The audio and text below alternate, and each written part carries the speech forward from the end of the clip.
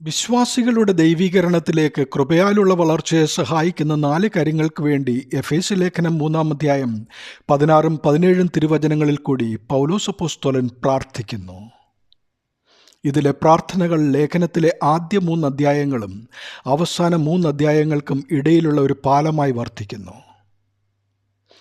ഒന്നാമത്തെ പ്രാർത്ഥന അകത്തെ മനുഷ്യൻ ബലപ്പെടുവാനായിട്ടാണ്. എഫേസ്യർ 3:16.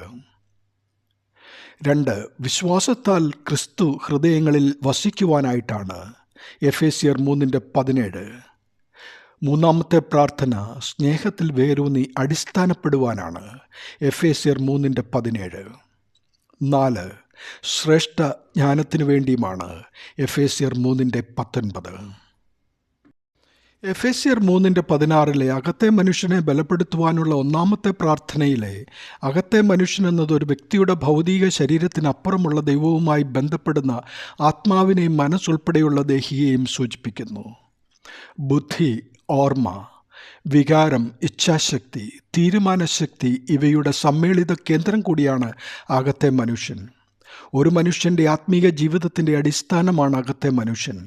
അതുകൊണ്ട് അകത്തെ മനുഷ്യൻ ദൈവാത്മാവിൽ നിറഞ്ഞ് അവൻ ആത്മീയ വീക്ഷണമുണ്ടാകുവാനായിരിക്കണം ആദ്യത്തെ പ്രാർത്ഥനയെന്ന് അപ്പോസ്തലൻ ഇതിലൂടെ വ്യക്തമാക്കുന്നു.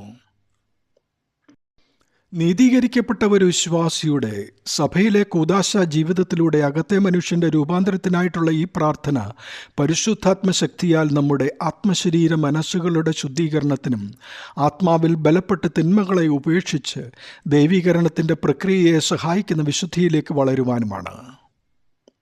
കാരുണ്യപ്രവർത്തികൾ ചെയ്യുവാനും പരിശുദ്ധാത്മ നൽവരങ്ങൾ പ്രാപിച്ച് അനുഗ്രഹങ്ങൾ അനുഭവിക്കുവാനും ഇത് നമ്മെയും തലമുറയെയും സഹായിക്കും.